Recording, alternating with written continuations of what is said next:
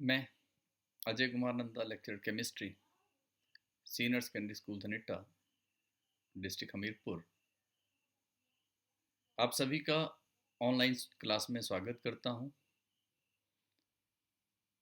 प्यारे बच्चों, आज हम +1 के केमिस्ट्री में एक important topic structure of atom में क्वांटम नंबर्स की बात करेंगे। ये टॉपिक आप लोगों के लिए नया है। स्ट्रक्चर ऑफ एटम में बाकी सारी पार्ट्स आपने बाकी सारी चीज़ें आपने पढ़ी हैं 10वीं में, लेकिन क्वांटम नंबर्स ये आपके लिए नया है। लेकिन ये टॉपिक एक बहुत इम्पॉर्टेंट टॉपिक है। ये बोर्ड एग्ज़ाम्स के लिए भी, कंपटीशन के लिए भी, दोनों के लिए एक बहुत इम्पॉर्टेंट टॉपिक है जिसकी आज हम बात करेंगे। तो आप अपने साथ कॉपी पेंसिल रखिए और इस टॉपिक को पूरा समझने का प्रयत्न करें।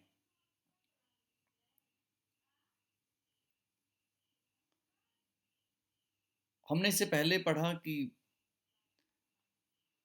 क्वांटम मैकेनिकल मॉडल आया बोर मॉडल के बाद, जिसमें यह कहा गया कि इलेक्ट्रॉन्स फिक्स्ड सर्कुलर पाथ में नहीं घूमते हैं।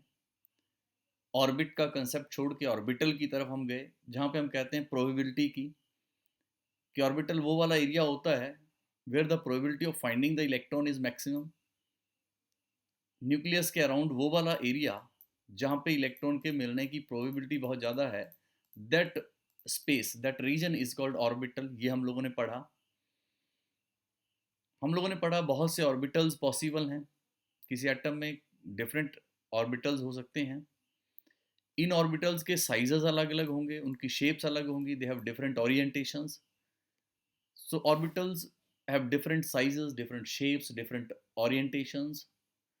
जब हम बात करते हैं डिफरेंट साइजेस की, तो अगर ये न्यूक्लियस है, ये एक छोटा ऑर्बिटल है, तो इसका मतलब हुआ कि यहाँ पे the probability of finding the electron वो नियर द न्यूक्लियस ज़्यादा है। अगर एक बड़ा ऑर्बिटल है तो उसमें the probability of finding the electron is away from the nucleus, वहाँ पे ज़्यादा है। छोटे ऑर्बिटल में न्यूक्लियस के पास प्रोबेबिलिटी ज़्यादा है, बड़े ऑर्बिटल में न्यूक्लियस से दूर प्रोबेबिलिटी ज़्यादा होगी, वहाँ भी होगी। So an orbital of smaller size means there is more chance of finding the electron near the nucleus. Shape और ओरिएंटेशन का मतलब हुआ कि इलेक्ट्रॉन की प्रोबेबिलिटी कुछ डायरेक्शंस में ज़्यादा है, कुछ डायरेक्शंस में कम है। जैसे अगर ये न्यूक्लियस में मानता हूँ तो हो सकता है कि इस डायरेक्शन में इलेक्ट्रॉन के मिलने की प्रोबेबिलिटी ज़्यादा होगी, बाकियों में डायरेक्शंस में कम होगी। अगर शेप ऑर्बिटल की इस तरह से है तो इधर इधर प्रोबेबिलिटी ज़्यादा है, बाकी जगह पे कम है। सो शेप और ओरिएंटेशन अलग होने का मतलब है कि प्रोबेबिलिटी इलेक्ट्रॉन के मिलने की, the probability of finding the electron अलग अलग डायरेक्शंस में अलग अलग होगी। ये सब कुछ हम लोग पहले पढ़ चुके हैं।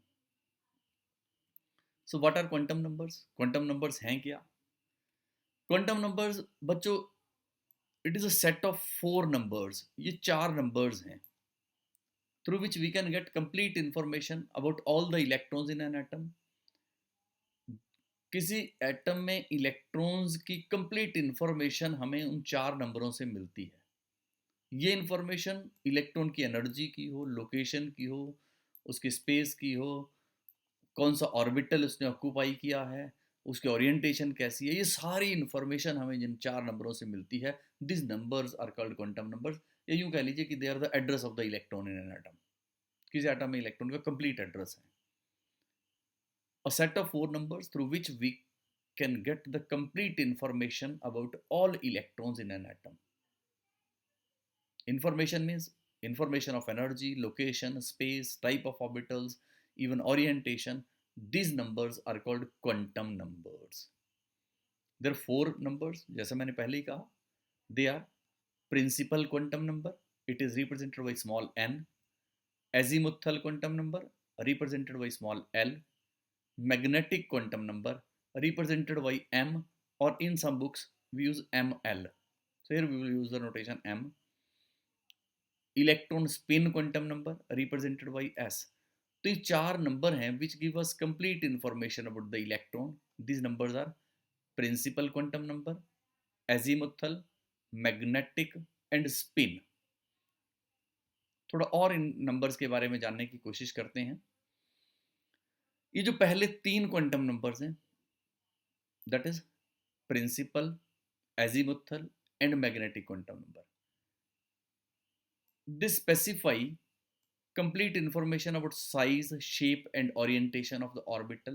जिस ऑर्बिटल में इलेक्ट्रॉन प्रेजेंट है उस ऑर्बिटल की कंप्लीट इंफॉर्मेशन ये 3 क्वांटम नंबर्स हमें देते हैं.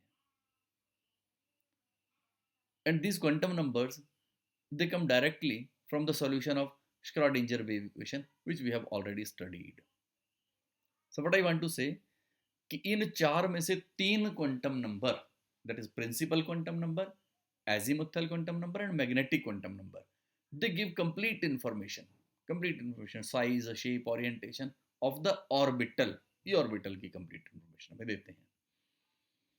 And the fourth quantum number which we call spin quantum number, it specifies the spin of the electron in the orbital. वो ऑर्बिटल में इलेक्ट्रॉन के स्पिन की इंफॉर्मेशन हमें देता है. Each orbital in an atom is specified by a set of 3 quantum numbers and each electron is designated by a set of 4 quantum numbers.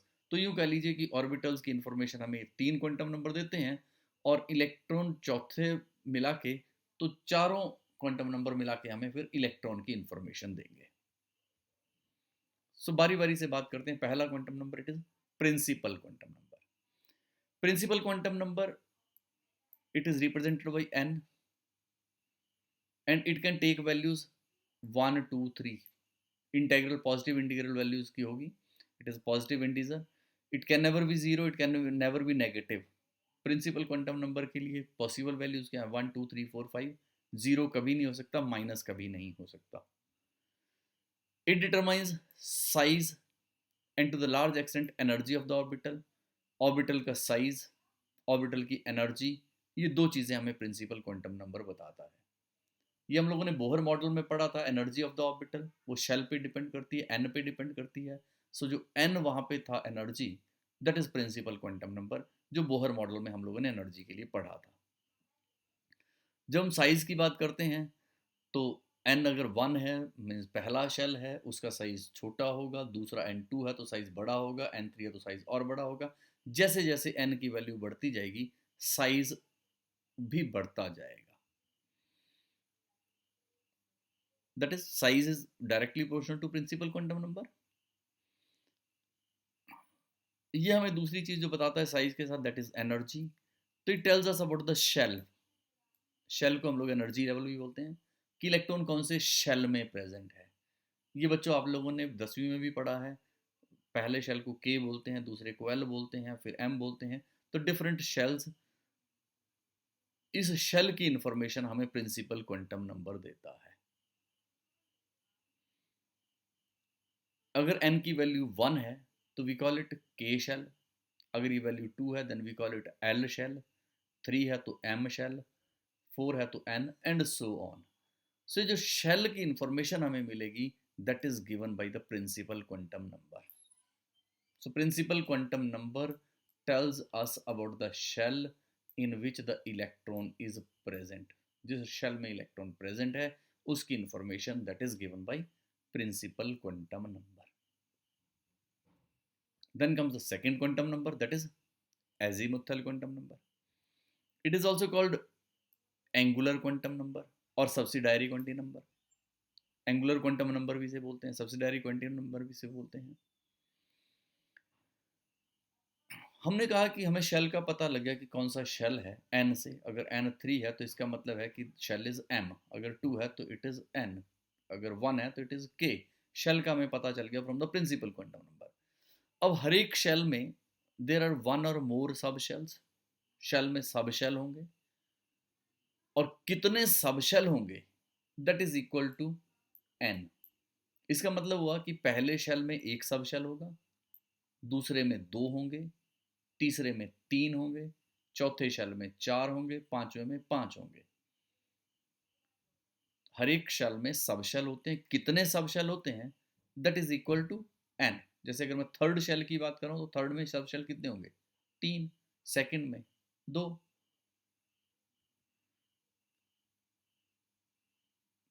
azimuthal quantum number designates the subshell to which electron belongs।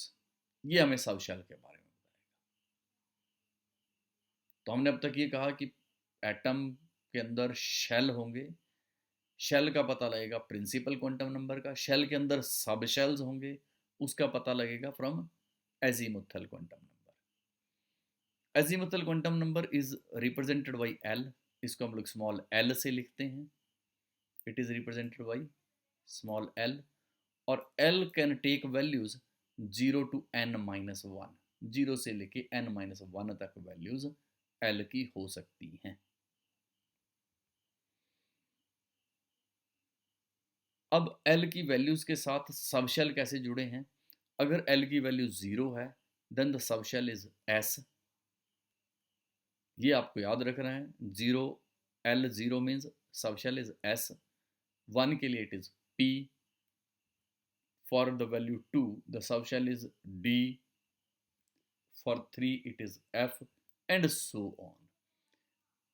जो 2-3 बातें आपने ध्यान रखनी है बच्चों, वो है ये जो सबशेल हैं they are always written by small letters, small s, small p, small d, small f, never use capital letters।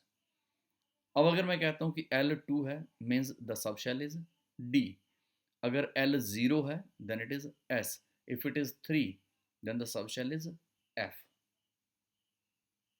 तो L tells us about the subshell, 0 के लिए S, 1 के लिए P, 2 के लिए D, 3 के लिए F। ये देखें आप लोग, प्रिंसिपल क्वांटम नंबर था n, it tells us about shell, 1 के लिए k था, 2 के लिए l था, 3 के लिए m था, 4 के लिए n, ये हम लोगों ने पढ़ा। l that is azimuthal quantum number, it tells us about subshell s p d f। ये जो चीज़ हम लोग पढ़ चुके हैं मैं उसी को एक बार से समराइज कर रहा हूँ। शेल का पता लगा प्रिंसिपल क्वांटम नंबर से, सब शेल का पता लगा एजीमुथल क्वांटम नंबर से। तीसरी बात जो मैंने कही, L can take values 0, 1, 2 and so on up to n-1। L की वैल्यूज क्या हो सकती हैं, 0, 1, 2, 3 and so on up to n-1। जरा इसको और डिटेल में समझते हैं। देखिए जरा, जब n 1 है तो इसकी वैल्यू क्या होगी, 0। जब 2 है तो 0 एंड 1 n-1 तक होनी है, 2 मतलब 2 - 1 1 तक होगी, 0 से लेके 1 तक। इफ इट इज 3 n 3 है तो इट इज 0, 1, 2, 3 से एक कम 2 तक होगी। If it is 4 0, 1, 2, 3। If it is 5 0, 1, 2, 3, 4। अगर 6 है तो 0, 1, 2, 3, 4, 5। जो मैंने बात आपसे कही थी कि कितने सबशेल होते हैं that depends upon the n। अगर n 1 है तो एक ही सबशेल है दैट इज 0। जब 2 है तो 2 सबशेल हैं दैट इज 0 एंड 1। 3 के लिए 3 सबशेल हैं that is 0, 1 and 2। For 4 there are 4 subshells that is 0, 1, 2 and 3। तो इस तरह से कितने सबशेल होंगे किसी शेल में वो हमें पता लगता है शेल के नंबर से। अब जरा आप ये देखिए, 1 मीन्स के शेल। अब के शेल में कौन सा सबशेल होगा, एस।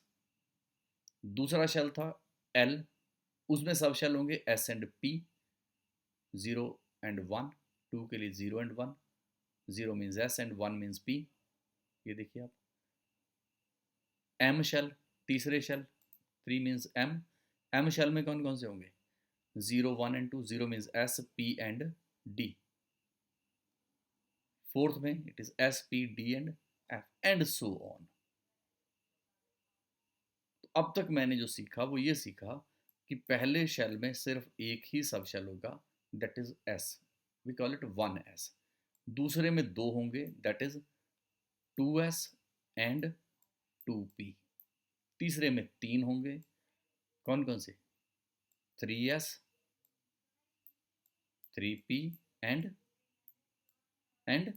3d। फोर्थ में ऐसे ही 4s, 4p, 4d and 4f। अब जरा देखें आप लोग, क्या 2 में d होगा? नो, 2 में सिर्फ 2 ही होने हैं, क्योंकि फॉर 2 l की वैल्यूज 2 ही होनी है, 0 और 1। 2 तो नहीं हो सकता, जब 2 नहीं हो सकता तो मतलब d नहीं हो सकता। n-1 तक की तो वैल्यूज होनी है, 2 के लिए 2 तो हो ही नहीं सकता। l की जो वैल्यूज होगी वो 0 से लेके n-1 तक होगी। 2 के लिए 0 और 1 ही होगा, 2 नहीं हो सकता। ठीक है, तो 2d नहीं होगा। ये देखिए, this is what I was saying. पहले शेल के लिए 1s, दूसरे के लिए 2s 2p, 3s 3pt, इस तरह से।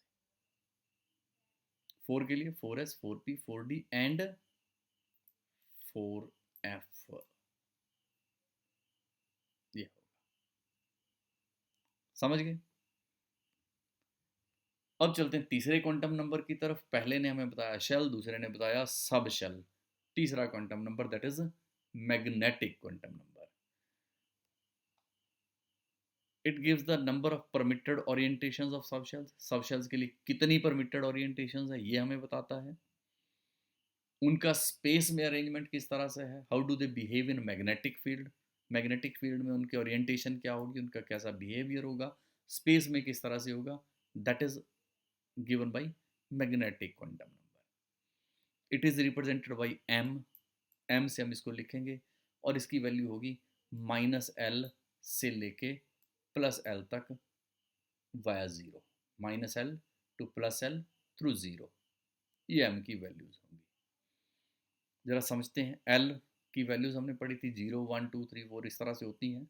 अगर l 0 है तो m की वैल्यू 0 होगी। 1 के लिए it is -l to +l, that is -1 0 +1।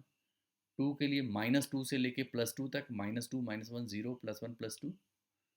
For 3 it is -3 -2 -1 0 +1 +2 +3।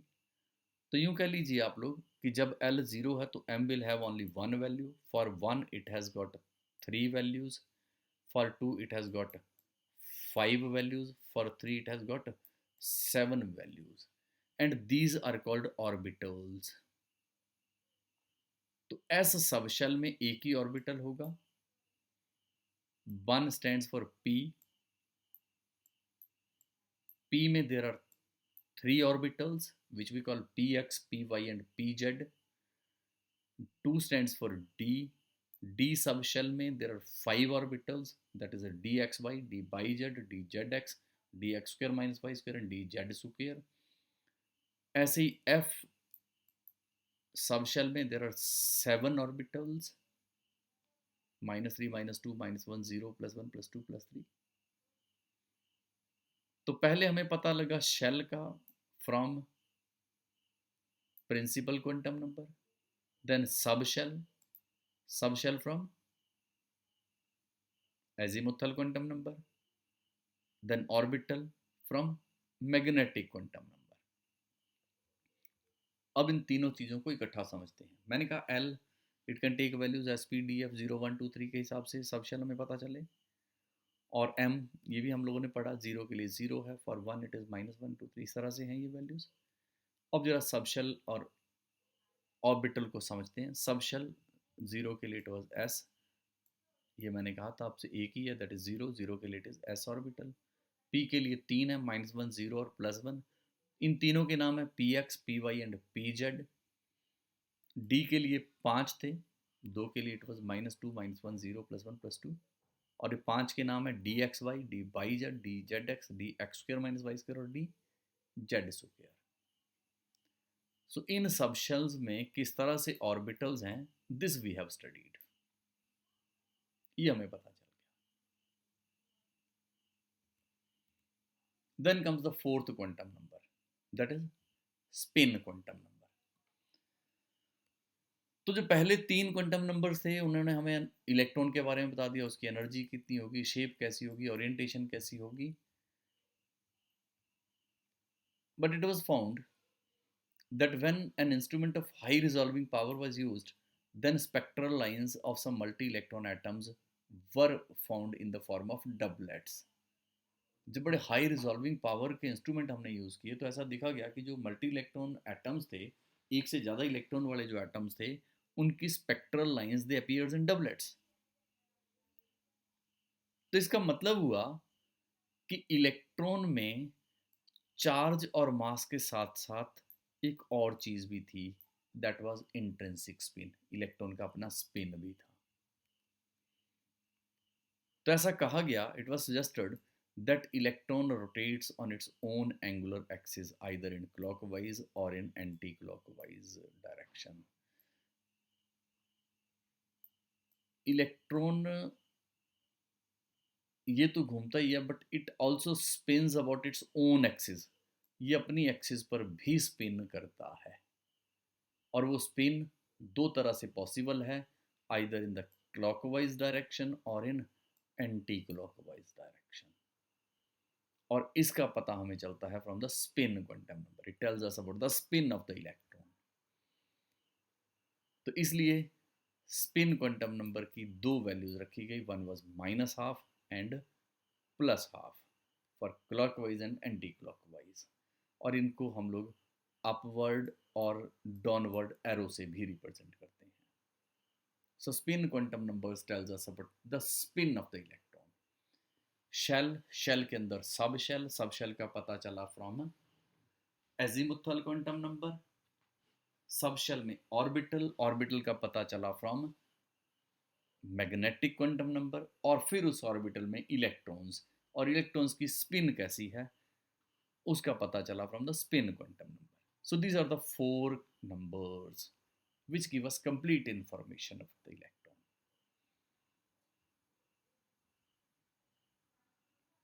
ये देखें आप लोग, प्रिंसिपल क्वांटम नंबर जब 1 है तो एजीमुथल क्वांटम नंबर की वैल्यू होगी 0, 1 के लिए इट इज़ 0, और 0 के लिए मैग्नेटिक भी 0 होगा। और इस ऑर्बिटल में 2 इलेक्ट्रॉन हैं with clockwise and anti clockwise spin.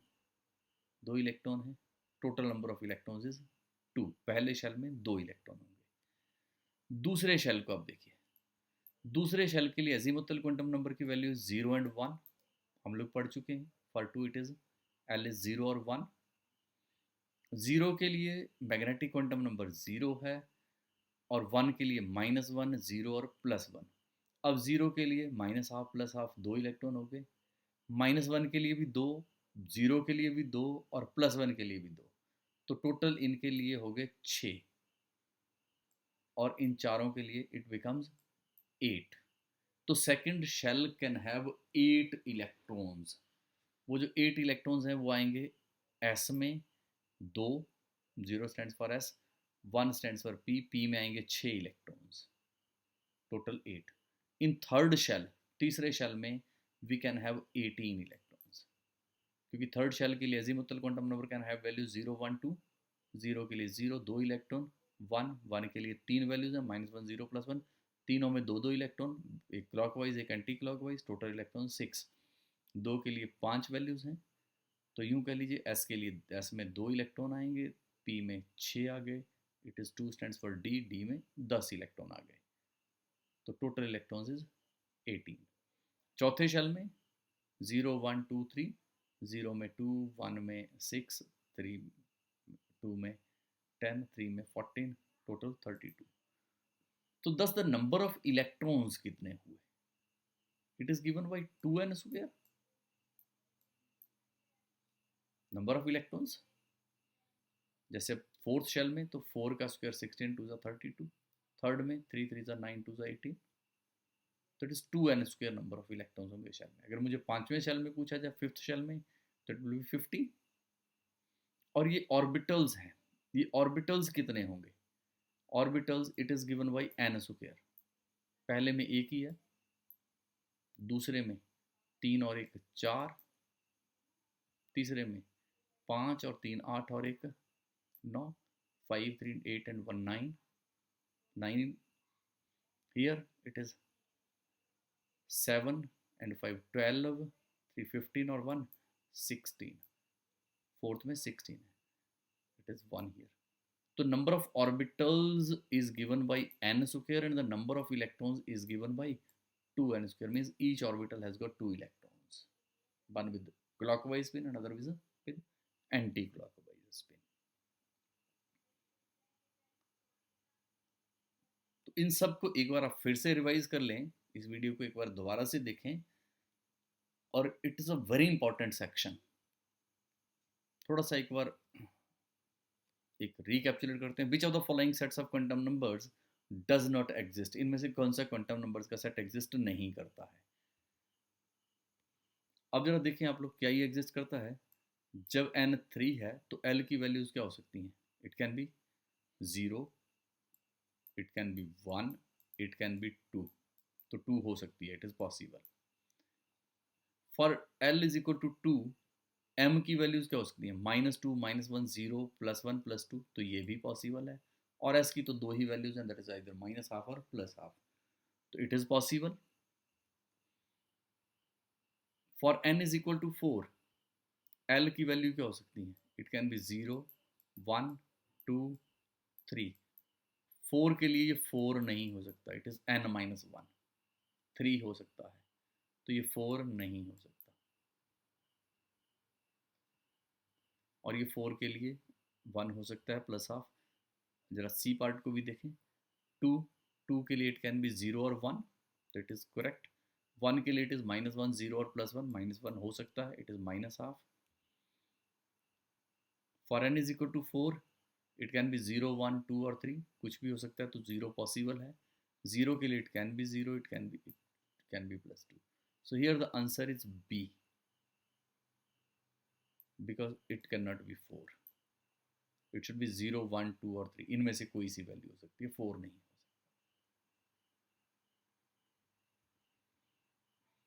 Which of the following orbitals does not exist, कौन सा ऑर्बिटल पॉसिबल नहीं? 3D पॉसिबल है। 3D मतलब n इज 3, n 3 है तो l की वैल्यूज क्या होंगी?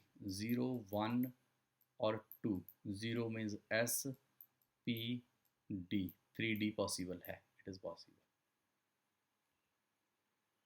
4f means 4 stands for n 4 है, तो 4 के लिए 0, 1, 2, 3 पॉसिबल है, it is s, p, d, f possible है।